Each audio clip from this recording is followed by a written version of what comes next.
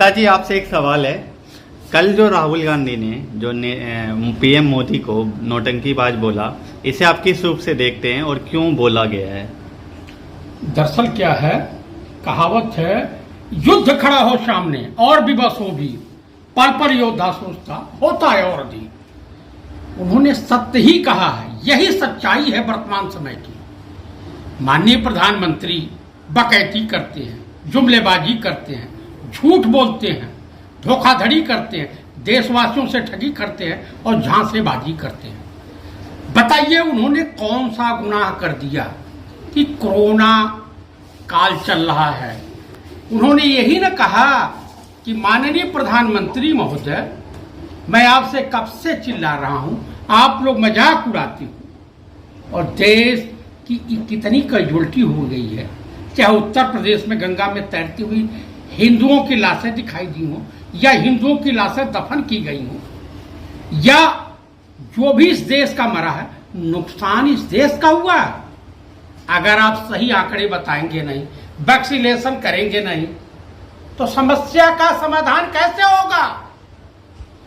हमने कांग्रेस शासित प्रदेश जितने भी हैं, चाहे वो छत्तीसगढ़ है, राजस्थान है, पंजाब है, या आपका ये झारखंड है, महाराष्ट्र है, यहां कह दिया कि कौन किस बीमारी से मरा, इसकी सही जानकारी हो, ताकि हम कोरोना महामारी को समाप्त कर सकें, इसकी बैक्टीरिया को समाप्त कर सकें। लेकिन अभी जो है कोरोना के केस कम भी तो होते जा रहे हैं ना। आप उसको नहीं समझ रहे हैं। इस देश में उन्होंने कहा कि लॉकडाउन एकदम इसके लिए बहुत बड़ा कारगर उपाय है, लेकिन इसके नुकसान भी हैं। मानिए लॉकडाउन पूरे देश में आपने लगा दिया, तो पूरे देश के कल कारखाने, दुकानें, मार्केटें बंद हो जाती है। तो उसके बारे में आपको सोचना होगा।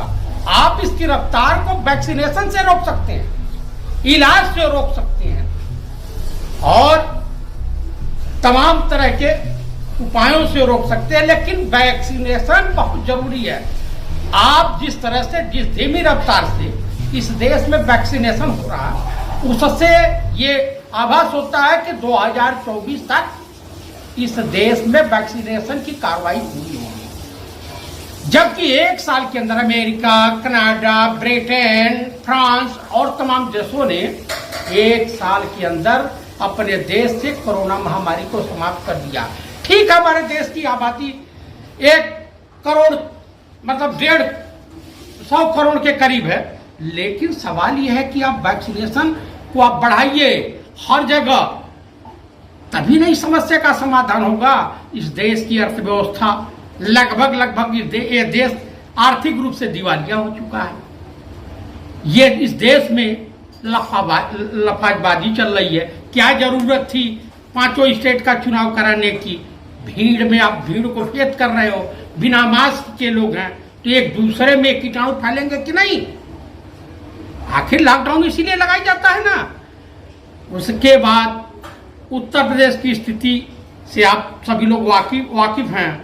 देश में जो तमाम मजदूर तबके के लोग हैं, श्रमिक हैं, छात्र हैं, सबका जीवन नष्ट हो रहा, सबके पास पैसे नहीं हैं, और इसको उन्होंने यही कहा कि माननीय प्रधानमंत्री डरे बिल्कुल नहीं, सच्चाई बतावें और विपक्ष का सहयोग लेकर के, सबके सहयोग के साथ इस बीमारी से और इस देश को मुक्ति दिलावें।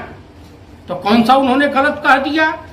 मैं अपने सभी देशवासियों से अनुरोध करता हूं कि क्या कारण है कि आज भी लगभग 52-54 साल हो गए पंडित नेहरू को स्वर्ग सिधारे, लेकिन उनके थ्योरी से घबराती है, उनका विरोध करने से घबराती है ये संघी मानसिकता वाले भाजपाई नेता हो या आरएसएस वाले।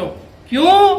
कि जब बंटवारा हुआ था तो पंडित नेहरू और उस वक्त के नेताओं ने धर्मनिरपेक्ष देश और राष्ट्र के निर्माण की कल्पना की थी, जिससे हमारा देश एक बहुत रफ्तार में विकास किया।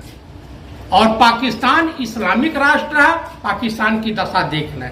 जो भी इस्लामिक या धर्म के आधार पर, देखिए भाजपा और आरएसएस वालों की थ्योरी है हिंदू राष्ट्र, और हिंदू राष्ट्र से इस देश की समस्या का समाधान नहीं हो रहा। हिंदू राष्ट्र के चक्कर में, राम मंदिर के चक्कर में, भारत पाकिस्तान के चक्कर में, मंदिर मस्जिद के चक्कर में और शमशान घाट और कब्रिस्तान के चक्कर में इस देश की ये गति हुई है। विगत 7 सालों में आप बताइए लाखों लाख लोग मर गए। 1 महीने 1.5 महीने के अंदर लाखों लाख। जो अमेरिका का अखबार लिखा है वो गलत नहीं लिखा है।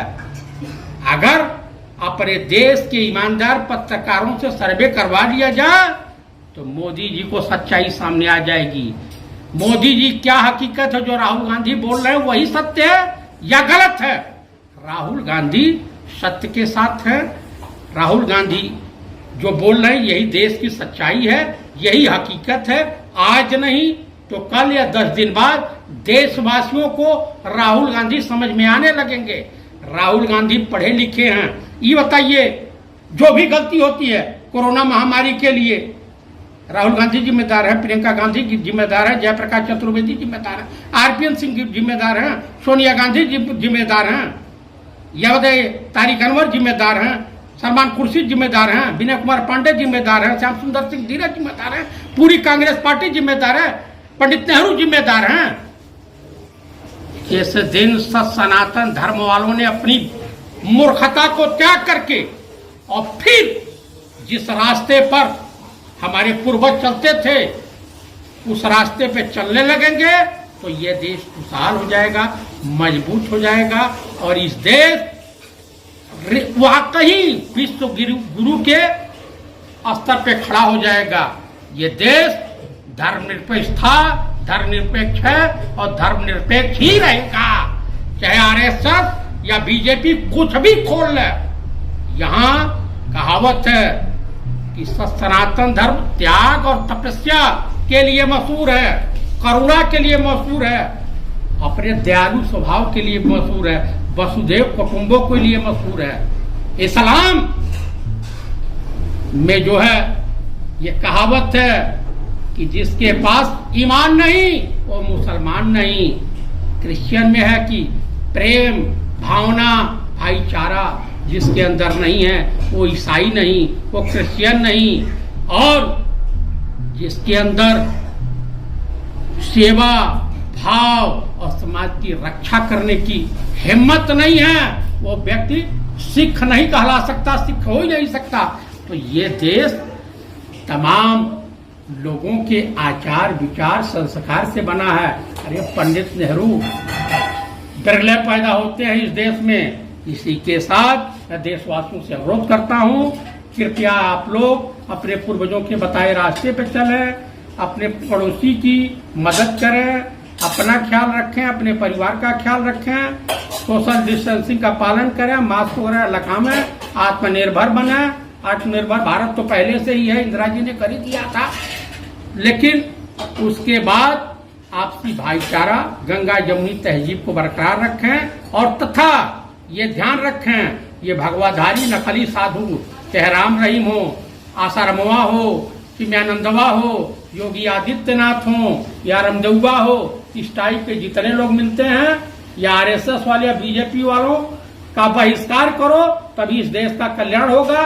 और आओ चलो हम लोग फिर देश को मजबूत करें, कांग्रेस के साथ चलें।